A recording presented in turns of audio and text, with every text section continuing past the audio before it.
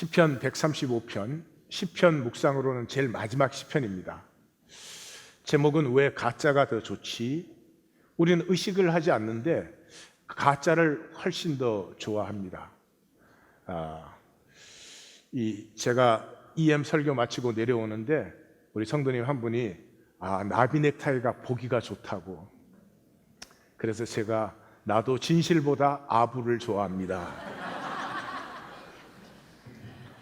우리는 이 에고로 된 세상에 살기 때문에 가짜가 편하고 거짓이 좋습니다.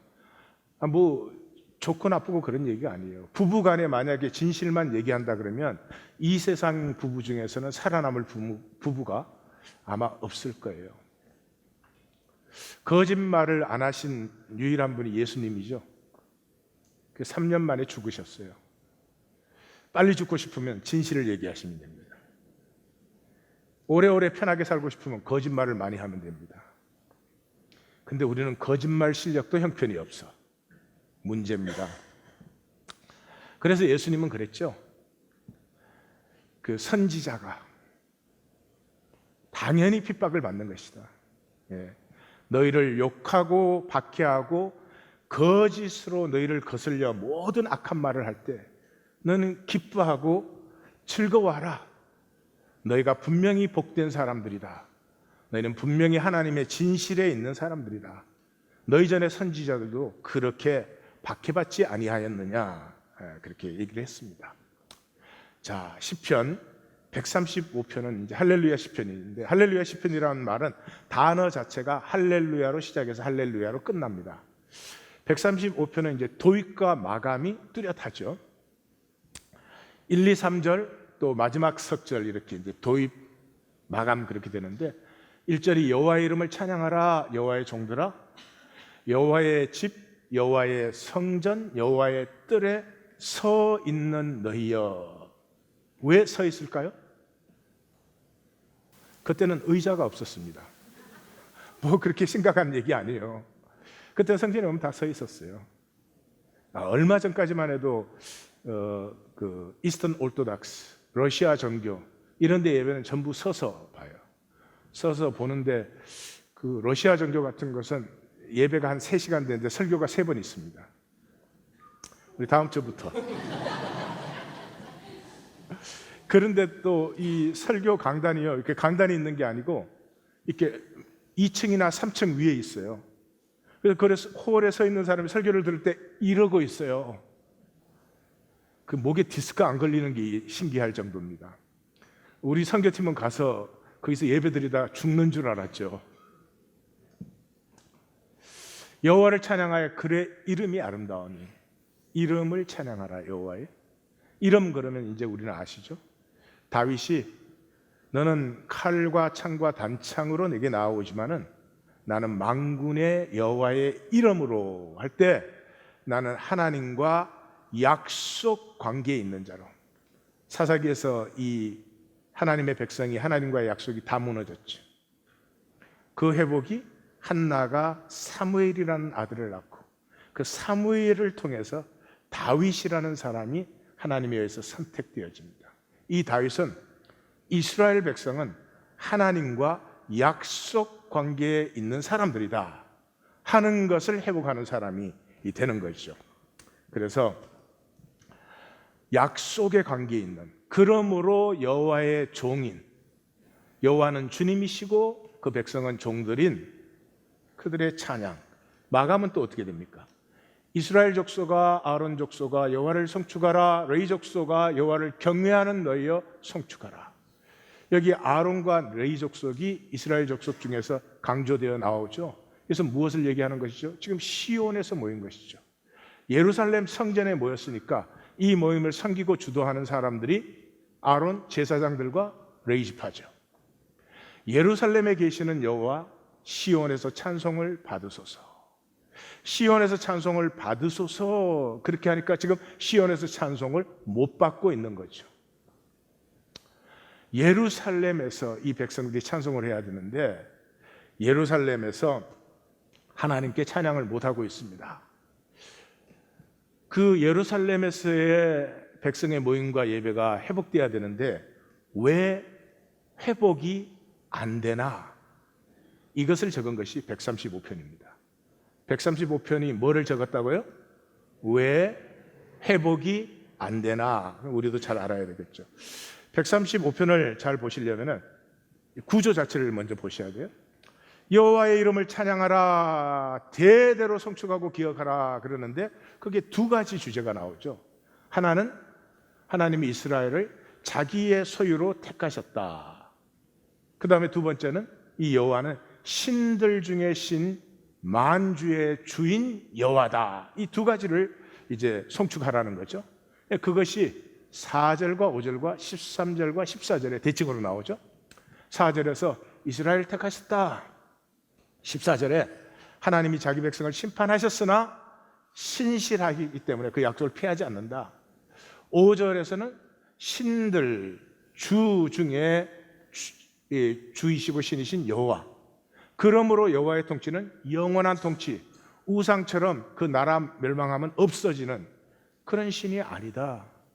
예루살렘이 멸망했지만은 여호와는 만군의 하나님으로 여전히 이 역사를 다스리고 계신다.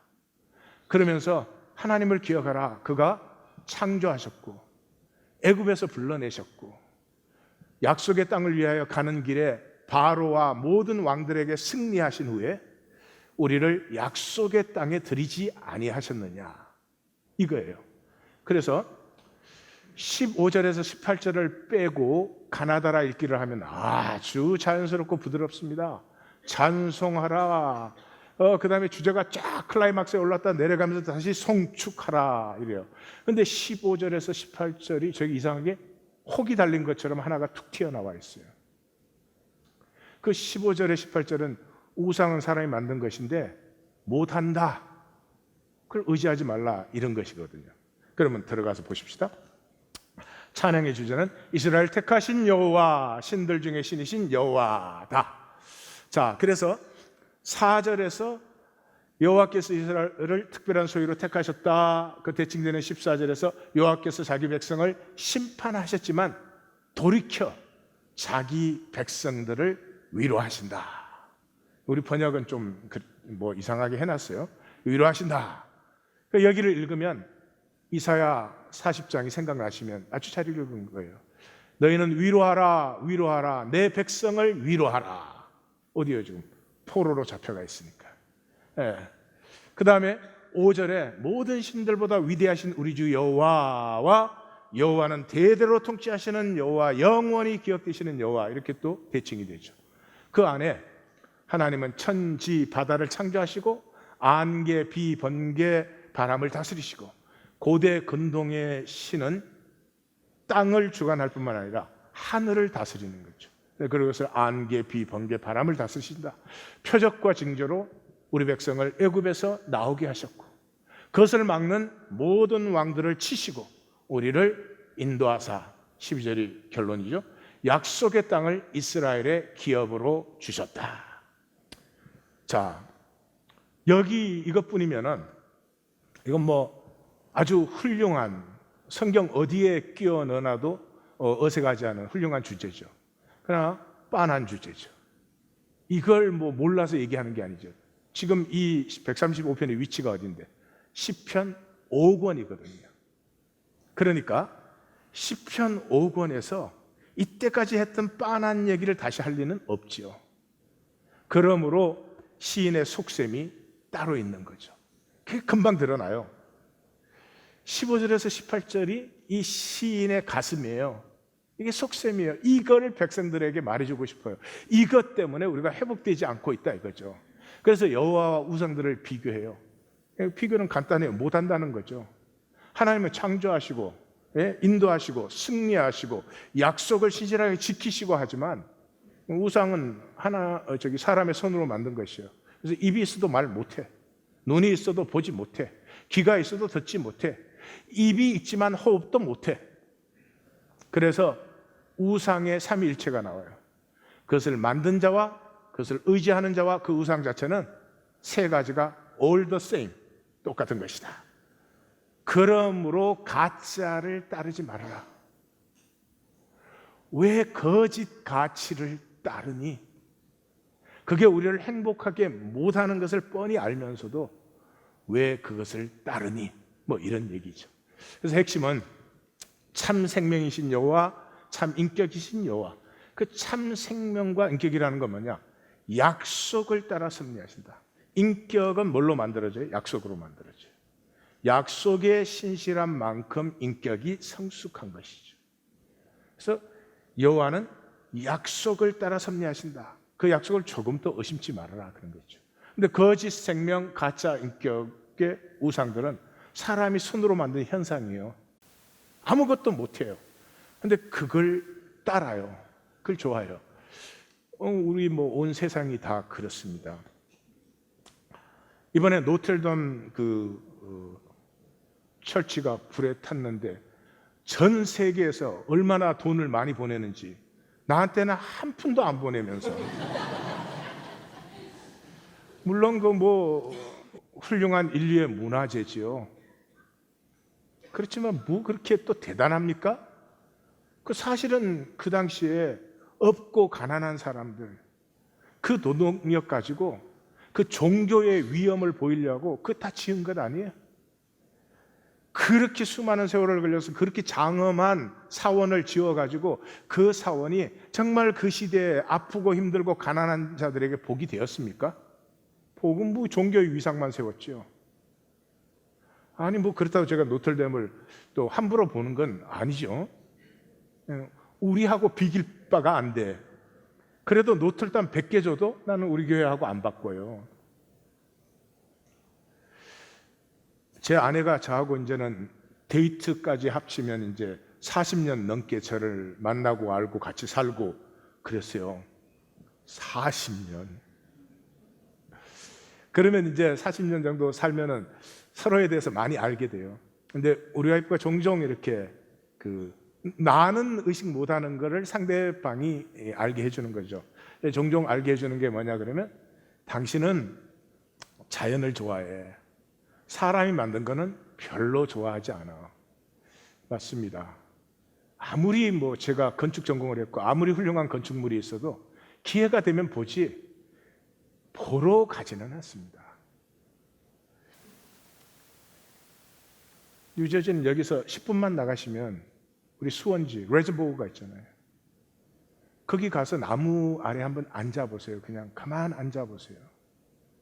가만 앉아서 자기하고 대화를 좀 해보세요. 자기 영혼과 대화를 한번 해보세요. 이렇게 한번 물어보세요. 너는 행복하니? 너는 정말 너가 살고 싶은 삶을 살고 있니? 한번 물어보세요. 왜 딴 걸 살아요? 왜 가짜를 더 좋아하냐고요?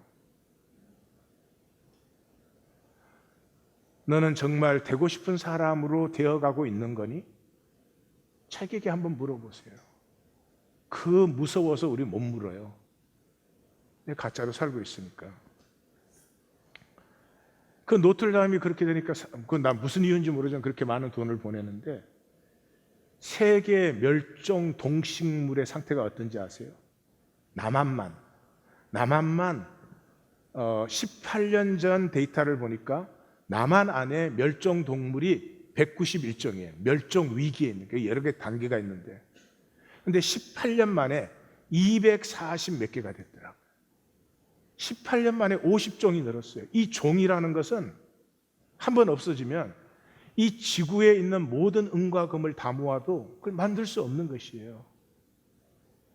세계 식물의 21%가 멸종 위기에 있어요.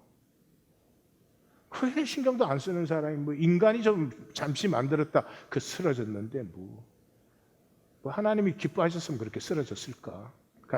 때가 됐으니까 쓰러진 거지. 그것이 구약 성경입니다. 구약 성경 전체가 뭘 말하십니까?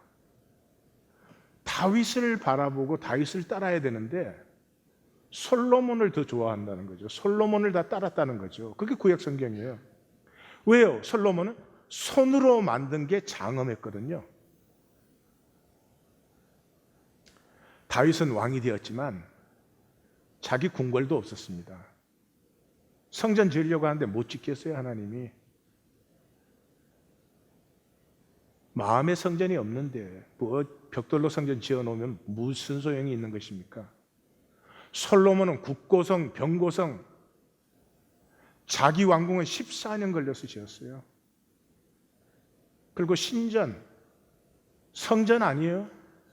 중앙집권제 확립해가지고 유다를 제국화시키려고 신전을 7년 걸려서 지었죠.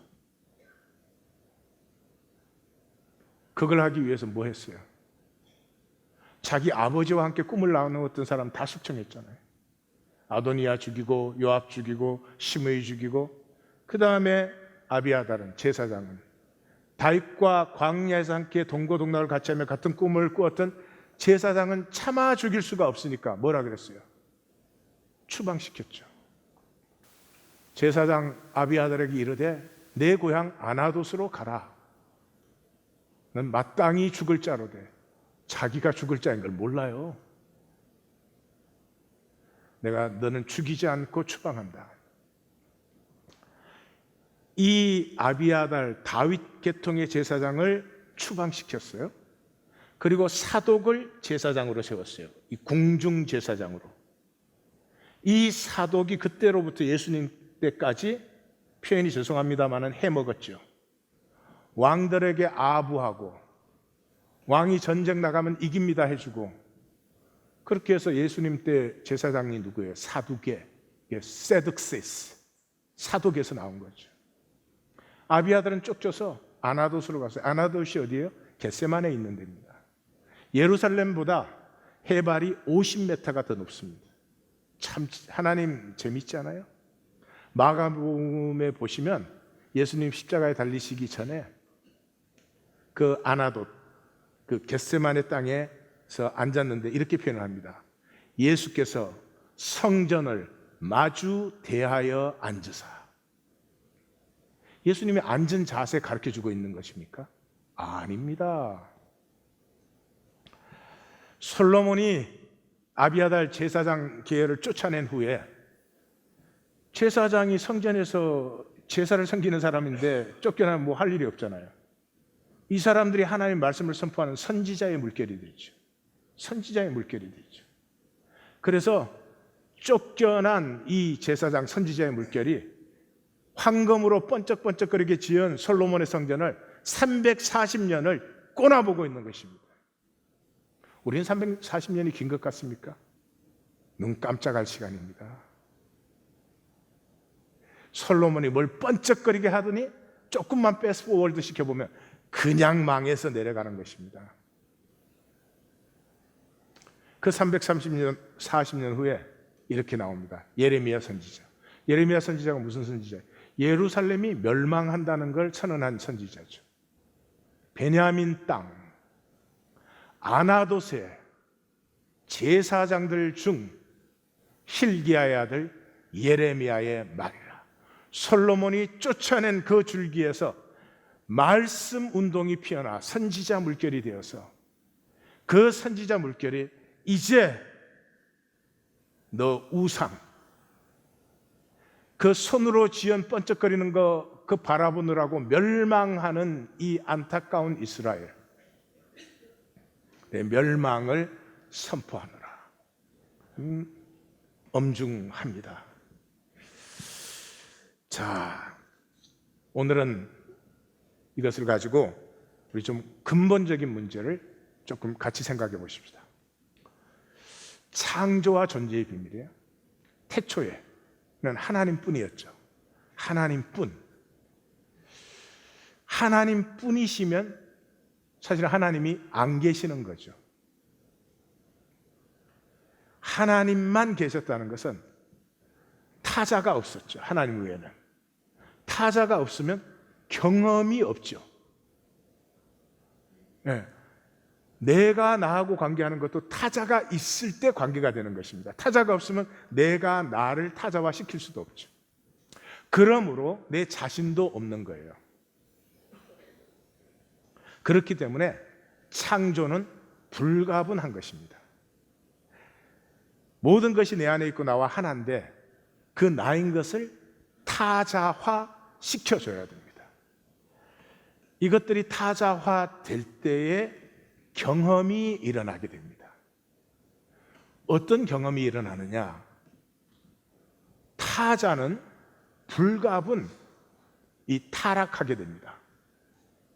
하나님이 타자화 시켜줬는데 지금 절 따라오고 계시죠? 자, 타자화 시켜줬는데 그 타자가 된 타자들이 하나님 뜻대로 다 해. 하나님 말씀대로 순종해. 그럼 타자화가 안 된 거죠. 자동적으로 그렇게 하면은. 그러니까 이 타자화가 된 것은 불갑은 자기의 길로 갈 수밖에 없어요. 그래서 불갑은 자기의 길로 가는 그것을 통해서 타자들에게는 어떤 경험이 일어나느냐? 우리는 당연히 양 같아서 각기 제 길로 가지만 여호와께서는 우리의 고통을, 우리의 죄를 담당하사 하나님이 허락하신 것이기 때문에 아무리 자기를 배반하고 자기에서 떨어져 나가도 끝까지 사랑하시고 끝까지 보호하고 지키시는 하나님의 아버지됨이 하나님에게 경험이 돼요. 비로소 하나님이 하나님 되시는 거예요. 타자는 또 어떻게 하느냐? 탕자의 경험이 일어나죠. 우리는 우리 마음대로 했음에도 불구하고 그것이 우리에게 복이 아니라 저주이라는 것을 만남으로 말미암아 스스로의 자원하는 심령으로 하나님에게로 돌아오는 탕자의 경험이 일어난다. 오늘은 경험이라는 단어가 중요합니다. 그래서 그 하나님은 아버지 된 경험이 일어나고 우리는 탕자 된 경험이 일어날 때 하나님의 창조는 완성이 된 것입니다. 그때 하나님은 하나님 자신으로 하나님이 되시고 우리는 타자인 타자로서 허용이 된 하나님의 타자가 됩니다. 하나님과 타자가 다 분리되었음에도 불구하고 자원하는 심령과 중심의 진실함으로 말미암아 다시 하나가 된 것이죠. 하나님이 자동적으로 하나님 안에 하나였을 때는 다이내믹이 없죠. 근데 이제는 각각 타자가 허용되었는데 사랑으로 하나 되기 때문에 다이내믹이 생기는 거지. 교회는 어디예요? 그러면 창조가 자라고 이루어져 가는 과정이에요. 각각 타자인데 우리가 하나 되어 가는 그 생명의 높은 에너지 레벨이, 생명의 다이내믹이 피어나는 데예요. 옆에 물어봐요. 느껴져? 대답을 해주세요. 싸늘하다. 그러면 교회라고 부르면 안 돼요. 그거는 이름을 교회라고 갖다 붙인 거지. 그래서 존재의 비밀은 간단합니다. 나를 완성하는 것이 너를 완성해요. 하나님이 하나님 되심을 완성하는 과정이 우리 모두에게 우리 각자됨을 허락하신 거죠. 그래서 나의 완성은 너를 완성시켜 주는 데서 내가 완성이 돼요. 그런데 에고의 비극은 어디에 있어요? 에고는 너를 눌러야 내가 되는 줄 알아요. 심지어 부부 사이에조차도 갈등이 일어나면 너는 잘못됐고 너는 고쳐져야 되고 이래요. 그래서 모든 섭리를 폐해버려요. 나를 완성시키는 것이 내가 너를 사랑의 섬김으로 피어나게 할 때 내가 사실은 피어나는 것인데 그 사도행전 2장에서 열린 성령의 코이노니아가 사라져버렸죠. 그럼 모든 섭리가 폐해지는 것이죠. 이것이 가인의 비극이었죠. 내가 땅에서 피하며 유리하는 자가 되었어. 물은 나를 만나는 자마다 나를 죽이겠나이다. 아무도 안 죽이죠. 그러나 모든 사람을 대적과 경쟁으로 봅니다. 지금 이 사회입니다. 국가 간에도 서로 도우면 얼마나 좋겠어요. 중국, 일본, 한국은 역사 대대로 동양삼국밖에 없어요. 사실은 다 우리 친척지간이요. 많이 섞였어. 내가 임진왜란 때도 보니까 섞이고 병자회란 때도 보니까 섞이더라고. 옆에 잘 보세요. 그쪽 친척 아닌지. 근데 옆에 있으면 죽으라고 싸워. 도대체 할 수가 없어요. 동양상국이 서로 협조하고 축복하면 우리가 누구 눈치를 보겠어요? 미국 눈치를 보겠어요? 러시아 눈치를 보겠어요? 중국 눈치를 보겠어요? 뭐 누구 눈치를 보겠어요? 얼마나 당당하겠어요, 서로 간에. 이 가인의 의식, 이거 정말 문제입니다. 이 문제를 해결하지 않는 복음, 그건 가짜죠. 이게 근원적인 문제입니다. 그래서 나는 하나님의 형상으로 창조됐지. 내 안에 모든 가능성이 있죠. 하나님의 모든 가능성이. 우리 시편 45편 같이 보셨죠? 시편 45편에는 사람을 신이라고 불러요. 엘로힘. 하나님을 부를 때도 엘로힘이라고 부를 신이라는 일반 명사가 엘로힘이에요. 그 하나님의, 우리가 믿는 하나님의 이름은 여호와예요. 여호와는 자기 백성과 약속한 하나님이라는 뜻이에요. 우리를 엘로힘이라고 불러요. 거기만 그래요?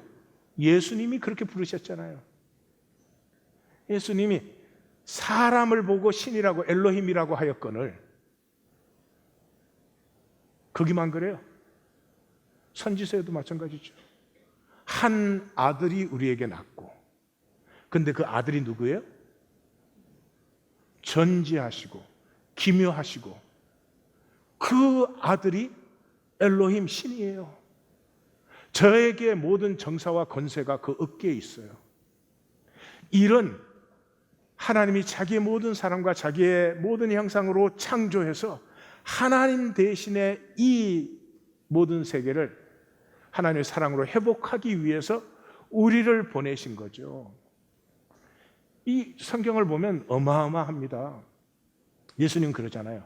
이 산더러 바다에 빠치우라 할지라도 그렇게 될 텐데 누가? 사람이. 사람은 산을 바다로 바꿀 수 있어요. 광야의 길을 열 수 있고 사막에 강이 흐르게 할 수 있어요. 요즘 시대는 리터럴리 문자적으로 성취되고 있잖아요. 요한복음 20장 총결론에서는 뭐라 그래요? 우리에게 죄사함의 권세가 있어요. 너희가 누구 죄든지 사하면 사하여질 것이고 너희가 누구의 죄든지 그대로 두면 그대로. 왜 사하지 않습니까? 조건이 있습니까? 여기에? 사하시면 돼요. 남편이십니까? 아내의 죄를 사하십시오. 아내이십니까? 남편의 죄를 사하십시오. 성도십니까? 성도의 죄를 사하십시오. 왜 그걸 서로 간에 붙들고 있습니까?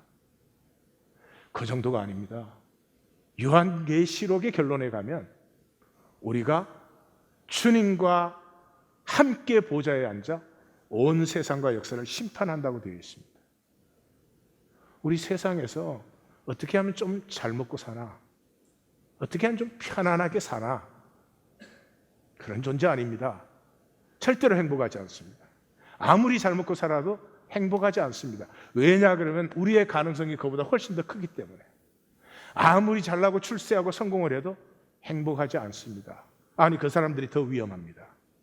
그렇게까지 했는데도 행복하지 않으니까 엉뚱한 것들을 자꾸 쓰게 되는 것이죠. 미국이든 한국이든 온 세계 어디든 이 에고의 지키기, 에고의 지키기. 에고는 실체가 아니잖아요. 이 에고는 나의 가짜자, 하나님이 만드신 나됨이 아니고 내가 상황에 반사, 리액트하는, 반사되는 이 그림자잖아요. 실체가 없기 때문에 항상 두려워합니다. 두려워할 일이 없죠. 하나님이 태어나게 하시고 하나님 부르시면 가는 거고 하나님이 주신 자리에서 내가 어떻게 먹고 사느냐는 하나님 책임이고 내가 언제 만들어 달라고 한 적은 없잖아요. 그렇게 하나님이 지켜주시는 삶 속에서 나의 의미, 나의 가치를 피우는 건 내 몫이죠. 그건 하나님이 해줄 수 없죠. 하나님의 일은 내가 하려고 그러고 내 일은 폐해놓고. 왜요? 두려워서. 실체가 없는 사람의 특징은 두려움이에요. 두려움. 뭐든지 그렇습니다. 제가 지난번 목회할 때는 이 초등학교를 못 나오신 그때 뭐 전쟁 있고 뭐 참 가난하고 초등학교를 못 나오신 분이 계시는데 대학원 나온 분에 비해서 빠지지 않아요. 신앙도 인격도. 뭐가 부끄럽습니까? 그런데도 그분이 저한테 와서 그 고백을 하는데 평생에 가슴에 맺혔던 고백을 저한테 했죠. 제가 고맙습니다. 감사합니다. 저한테 그 고백을 해주시다. 성도님, 그 조건이 성도님의 가치에 조금도 마이너스도 플러스 되지 않습니다. 하나님이 성도님을 창조하신 그건 다이아몬드 같은 건데 다이아몬드에다 뭐 빨간 점 하나 더 찍었다 덜 찍었다 그게 뭐 그럼 뭐 굉장히 우시더라고요. 많이 우셨어요. 그런데도 그 다음에 이렇게 성도들하고 있다가 학교 얘기 나오면 화장실을 가셔야 돼. 실체가 없다는 건 그렇게 두려운 거예요. 예, 육신을 입고 있는 동안 우리가 온전해지지 않죠. 예수님께서 이 지옥을 경고하실 때 되게 두 가지를 쓰시죠. 이 악하고 게으른 종아를 쫓아내는 것과 또 바깥 어두운 곳에서 슬피 울며 이를 갈리라 하는 이 두 가지를 하시는데 이 두 가지가 다 나오는 것이 달란트 비유입니다. 누구에게? 한 달란트 가진 자에게. 한 달란트 가진 자가 뭐라고 했습니까? 내가 두려워하여 땅에 파묻어뒀어요. 하나님이 나에게 하나님의 형상을 주셨는데 그걸 피우는 건 참 두려운 일이죠. 내 안에 있는 아름다움, 내가 리액트 하는 건 얼마나 쉽습니까? 누가 쿡 찌르면 그냥 그 뭐 에너지가 없어도 자동 반사되죠. 그렇지만 쿡 찔렀을 때 내 안에 있는 아름다움으로, 내 안에 있는 하나님 형상의 사랑과 용서로 그것을 되돌려서 축복해 주기는 쉽지 않은 일입니다. 두렵죠. 그렇게 살면 죽을 것 같아요. 에고의 세상은 하나님 말씀 따라 살면, 하나님 믿고 살면 죽을 것 같아요. 그래서 교회에 왔을 때만 얘기하는 거고 삶에서 어떻게 그렇게 살아? 두렵습니다. 그래서 자기 자신을 한 번도 살아보지를 못했어요. 경험해보지를 못했어요. 내가 누구인지를 경험해보지를 못했어요. 사막의 강이 흐르게 하는,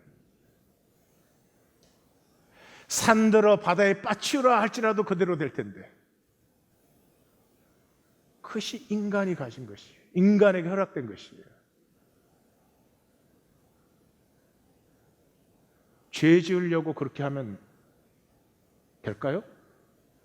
그럼 벌써 두려움이 들어와 있죠. 선과 의를 위하면 무엇이 두렵겠습니까? 필요하다면 얼마든지 선언할 수 있죠. 하나님이 창조하신 나를 경험해 본 적이 없어요. 그러면 나와 하나님 사이에는 관계가 아무것도 없어요. 나에게는 하나님도 하나님이 경험되지 아니하였고 나도 내가 경험되지 않았죠. 그래서 우리의 삶이라고 하는 것은 간단하게 정리하면 두 가지에서 나오는 것이죠. 사랑과 두려움이에요. 우리의 모든 생각, 말, 행동, 모든 선택, 결단, 그 뿌리가 사랑에서 나오는 것이 있고 그 뿌리가 두려움에서 나오는 것이 있습니다. 둘 중에 하나를 살 수 없습니다. 내가 하나님 믿으면 두려움은 없어지고 사랑으로만 살고 그렇게 되지 않아요. 육체가 있는 한은 이 두 가지가 우리의 뿌리입니다. 중요한 것은 이것이에요. 하나님을 신뢰하면 사랑이 중심이 돼요. 사랑의 두려움을 가지고 살아요. 이 사랑의 두려움을 가진 사람은 희생할 수 있습니다. 내가 피어난다는 건 나를 희생한다는 얘기예요. 내가 바라보는 그곳, 내가 되고 싶은 그런 존재가 되기 위해서 나의 모든 것을 희생해 나가는 것이죠. 희생은 남을 위해서 하는 게 아닙니다. 이 에고는 희생이란 게 존재하지도 않지만 희생이 뭐 남을 위해서 해주는 것 같아요. 아니요. 그냥 나를 위해서 하는 거죠. 남편이 아내를 위해서 희생하는 만큼 남편다워지는 거죠. 뭐 이렇게 담대하게 말할 자격이 있나? 그런 생각은 하지 마셔요.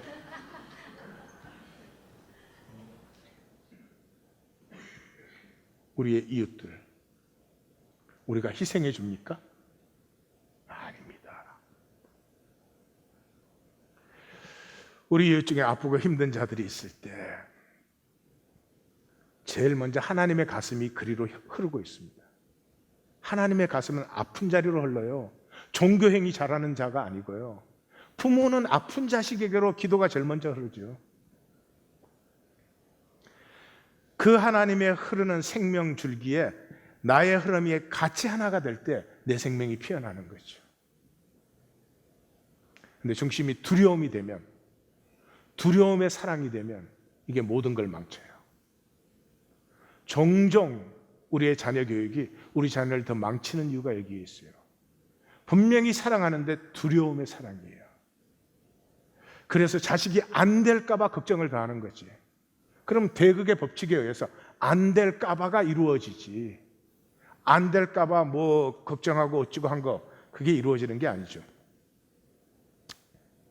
그래서 에고는 거짓으로 모든 것을 패합니다. 왜 우리 가짜를 좋아할까?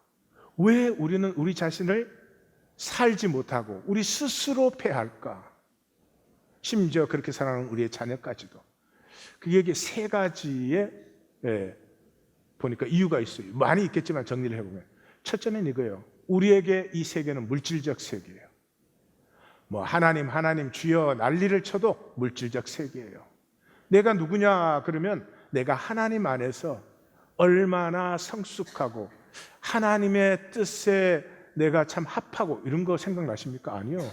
내가 뭐 집을 어떤 거 가졌냐, 차를 어떤 거 타느냐, 뭐 내 지위가 뭐냐, 돈을 얼만큼 버냐 그런 거밖에 생각이 안 나요. 물질적 세계로 봐요. 물질적 세계에는 손해를 못 봅니다, 절대로. 물질적 세계의 최고의 거짓은 손해는 손해뿐이야. 그래서 희생이 불가능해요. 이거 점점 세상이 가족 간에도 희생이 안 됩니다. 이게 구약이에요. 하나님이 땅을 약속하셨잖아요. 하나님이 약속하신 땅은 이 평면 차원의 땅이 아니죠. 이 평면적인 땅이라고 하는 건 이거 자체가 거짓이에요. 자, 우리 하나님 교회가 이 대지를 우리가 뭐 구입해서 이 등기가 우리 이름으로 돼 있죠. 그게 무슨 뜻이에요? 아니, 이 땅 위에 있는 모든 건 우리 것인가? 이 땅 밑에 있는 모든 것은 우리 것인가? 없어. 어리석기 짝이 없어. 사용권이에요, 사용. 그것도 우리끼리의 사용권일 뿐이에요. 여기에 뭐 천재지변이 일어나면 이 땅 없어지면 아무 소용이 없는 거 아니에요. 만약에 땅이 평면적인 차원이라면 삶은 땅 따먹기지. 어떤 사람이 많이 차지하면 다른 사람은 적게 차지해야지. 그런 땅을 약속하신 거예요? 아니죠. 땅을 주셨는데 땅을 누릴 줄 몰라요, 이 백성들이. 그래서 샘플 백성을 택하셔가지고 땅을 어떻게 누리는지, 그 땅에서 함께하는 백성들이 과부와 고아와 심지어 이방인과 나그네와 노예까지도 함께 살려면 이 땅에서야 구분이 필요한데, 구분 때문에 누구는 피해자가 되고 누구는 가해자가 되는 것이 아니라 서로 함께 살아가면 구분이 뭐 그렇게 중요해요? 하나도 중요한 게 아니죠. 그렇게 서로를 가꾸어 가면 얼마나 삶이 무슨 두려움이 있겠습니까? 뭘 얼마나 더 가지나요? 누가 그렇게 신경을 써요? 더 가지면 더 먹습니까? 아닙니다. 온 세상 다 가져도 자기 쓸 만큼밖에 못 써요. 참 어리석어서 자기가 더 가지면 더 많이 쓰는 줄 알아. 어리석습니다. 거기서 함께 더불어 살기가 되면은, 우리 하나님 교회 주제 라이프 투게더 더불어 살기가 되면은 뭘 신경을 써요?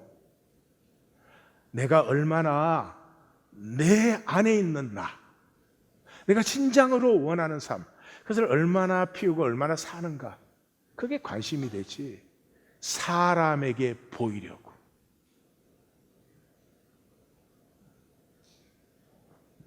그게 삶이 될 수가 있겠어요? 그래서 사도 바울은 빌립보서 3장 8절 전까지가 뭐예요? 내가 그 사람에게 보일 수 있는 거 엄청나게 이루고 가졌었다. 그런데 그리스도를 만났더니 내가 허무에 굴복하고 썩어짐의 종로로 가고 향방 없는 달리기를 하였고 허공을 치는 주먹질을 하는 삶이었다. 그래서 이제는 내가 그를 위하여 모든 것 다 잃어버리고도 배설물로 여긴다. 이 앞에는 이익과 손해라는 대차 대조표 용어를 쓰고 있습니다. 내가 이익되는 걸 그렇게 많이 취했다. 그리고 손해를 볼까 봐 벌벌 떨었는데 그 내게 이익이던 그것이 이제는 배설물이다. 그리스도를 얻고 싶고 그 안에서 피어나는 나를 나는 발견하고 싶어. 보고 싶어. 만나고 싶어. 두 번째는 세계를 물리적 세계로 볼 뿐만 아니라 모든 관계를 육적 관계로 봅니다. 육적 관계라는 건 평면의 관계죠. 상황밖에 없어요. 그래서 우리가 자녀 교육이 제일 실패하는 것이 상황 때문에 아이의 존재를 파괴시켜요. 예.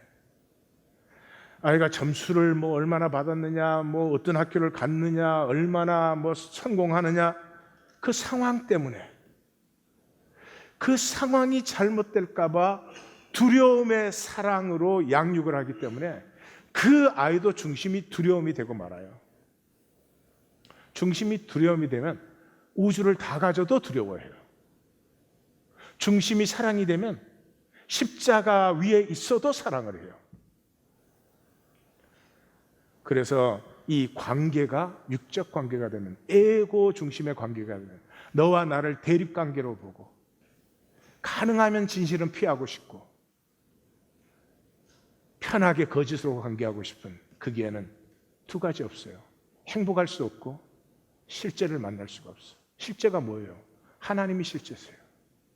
하나님 창조한 내가 실제예요. 그리고 나를 담아준 이 온 우주가 실제예요. 그 세 가지를 하나도 못 만나요. 평생을 사는데도 자기가 누군지를 몰라요. 세상이 욕심부리라 한 그거 욕심부리다가 다른 사람이 나를 어떻게 보지 그거 걱정하다가 who cares? 다른 사람이 자기 보고 싶은 대로 봐요. 다른 사람이 좋다고 그래준다 좋은 사람이 아니요. 이것이 오늘 우리의 근본적인 문제입니다. 시편 135편 기자가 말하는 것처럼 왜 그 아무것도 못하고 사람이 손으로 만든 걸 그렇게 좋아하냐? 명품 하나님이 창조하셨습니까? 사람이 손으로 만들었습니까? 스카이 대학들 사람이 만들었습니까? 하나님이 창조했습니까? 사람이 만든 건 누리면 되는 거예요. 그게 우리의 목적이 되면 안 되죠. 그럴 수 없죠. 생의 목적은 하나님이 창조하신 것이 이루어지는, 하나님의 나라가 임하고 하나님의 뜻이 이루어지는 것이죠. 그러면 이 문제를 어떻게 할 것이냐? 성경의 답도 간단합니다. 거듭나면 돼요. 거듭남이 뭐예요? 우리는 다 운명 아래 태어납니다. 운명 아래. 20세기 중반 1954년 한국 전쟁 끝난 다음에 아무것도 없을 때 그 황폐한 자리에 태어나서 내가 요렇게 된 거예요. 내가 80년대 태어났으면 그 철없는 것들 사이에서 인간이 많이 됐을 텐데, 거기에 또 이 가정에 늦은 막내로 태어나가지고 내 말을 안 하겠어. 큰형, 작은형, 누나.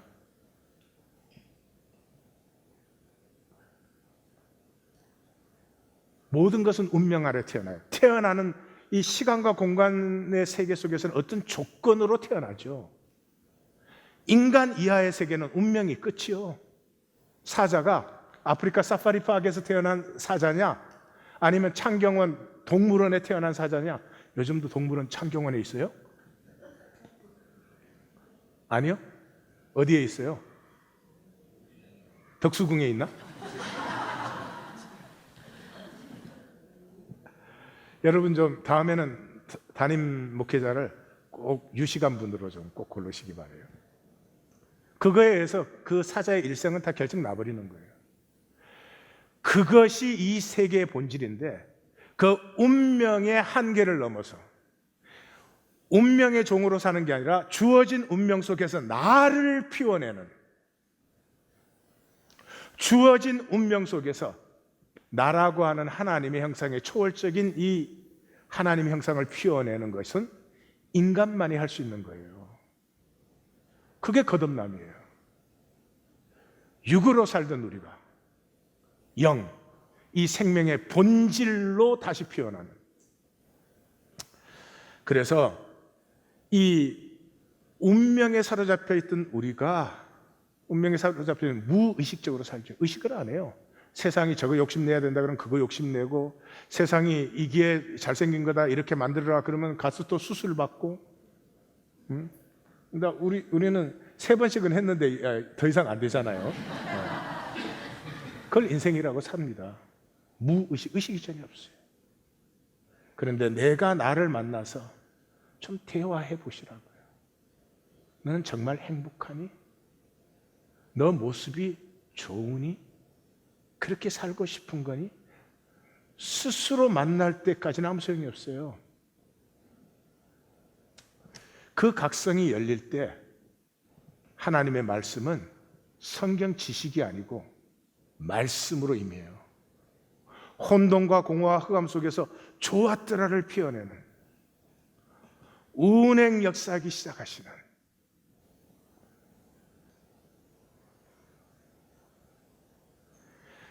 나의 본질에 대한 각성과 말씀이 만난 자리에서 내가 피어나죠.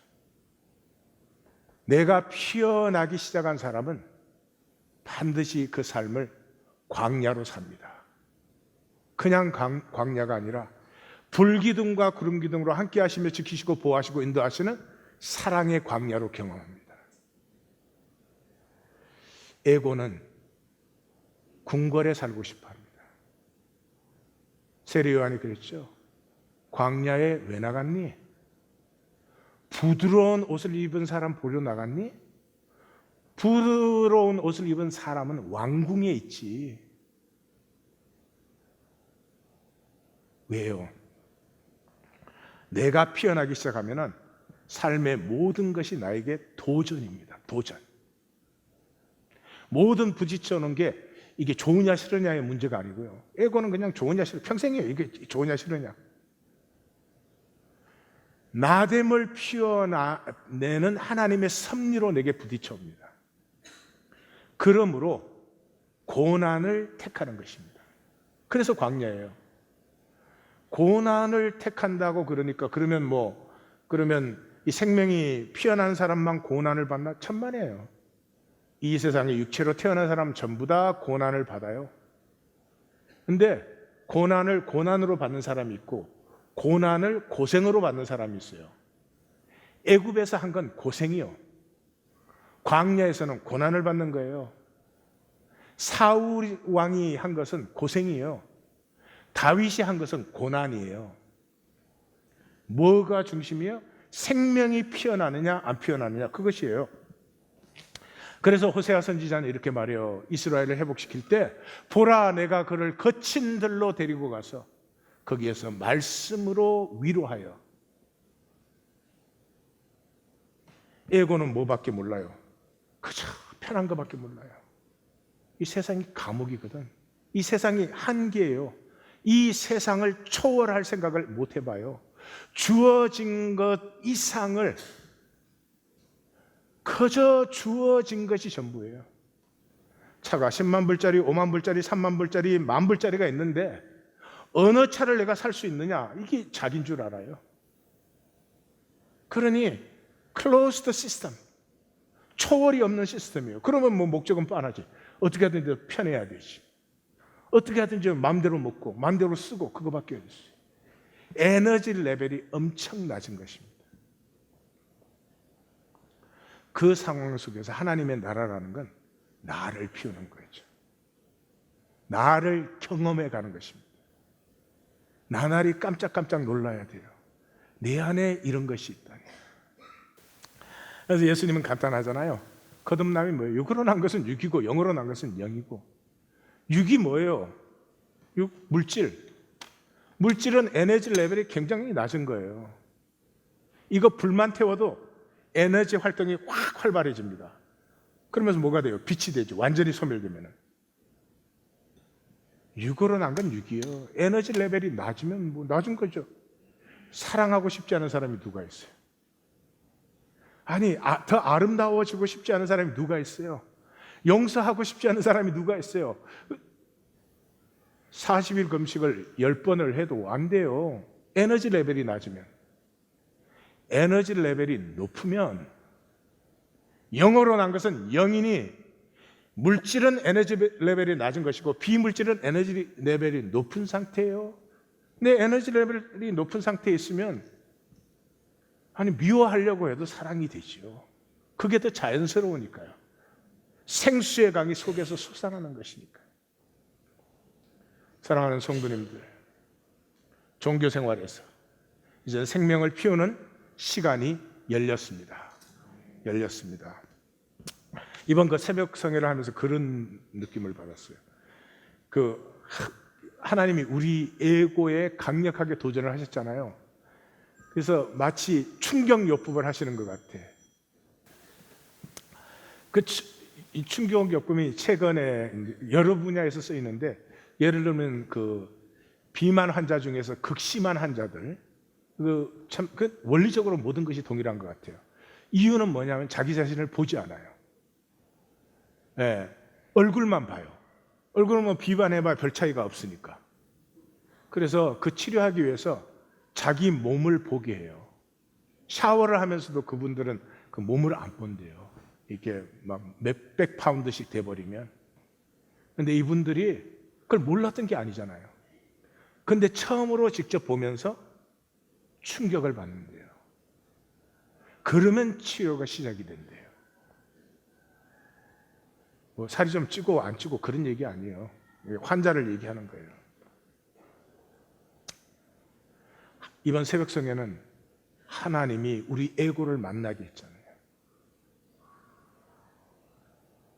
말씀을 만난 것은 복입니다. 힘들었겠지만 복입니다. 거기에 새 시간이 시작된 거죠.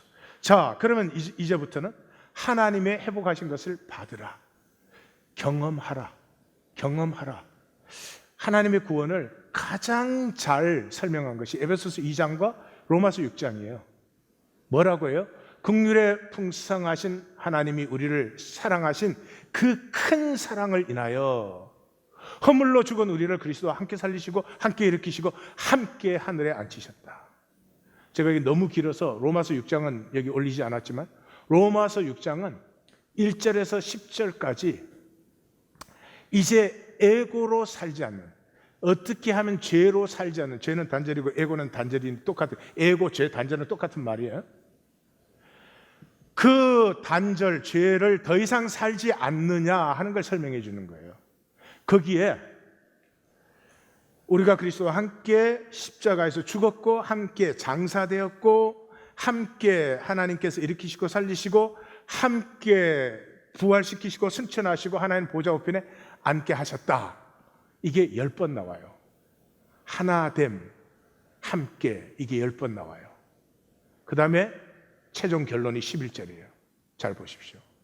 우리 같이 한번 읽을까요? 이와 같이 너희도 너희 자신을 죄에 대하여는 죽은 자요 그리스도 예수 안에서 하나님께 대하여는 살아있는 자로 여길지어다. 다 같이 여길지어다. 이 여길지어다를 무슨 이게 어떤 가상 그렇게 좀 인정해주는 그런 말이 전혀 아닙니다. 하나님은 죽으시고 부활하시고 승천하시고 보좌 우편에 앉으시는 그 모든 과정에 혼자 하신 게 아니라 우리를 품어 안고 하셨어요. 기독교인만이 아니에요. 모든 하나님의 형상에 이 하나님의 생명을 다 품어 안고 하나님은 하나 된 것을 이루셨어요. 그것을 이 인류 중에 받는 사람들도 있고 받지 않는 사람들도 있어요. 왜 안 받아요? 에고는 하나님이 하나 되게 하신 것이 절대로 실제로 느껴지지 않습니다. 성경 공부 백날 해도 그렇게 느껴지는 건 아닙니다. 교리로 확신을 해도 성경을 통째로 암송을 하신다고 하나님이 나를 품고 나와 하나가 되신 것이 느껴지지 않습니다. 왜? 경험되어야 느껴지는 것이니까요. 경험되어야 느껴지는 것이니까. 그러므로 에고는 그렇게 느껴지지 않아도 여기고 지금부터의 생각 하나, 말 하나, 행동 하나는 하나님과 하나 된 자로 해 나가라는 것입니다. 그렇게 해 보시면 분명히 만나게 됩니다. 하나님이 억만 번 죽어 마땅한 나를 품고 십자가에서 피 흘리시고 그 고난을 당하신 것이 진정으로 내 가슴에 느껴지기 시작합니다. 그렇게 사시면, 그걸 사시면 로마서 7장이 들어와요. 7장이 뭐예요? 절망이에요. 그런 사랑을 주셨는데도 내가 그 사랑을 이렇게 살려고 하는데도 못 사는구나. 절망이 들어와요. 그러면 8장이 열리는 거죠. 우리 2019년의 남은 시간은 절망을 만나는 시간. 6장이 열렸기 때문에 절망을 만나 8장의 영광을 향해서 나아가는 것입니다. 사랑하는 주님,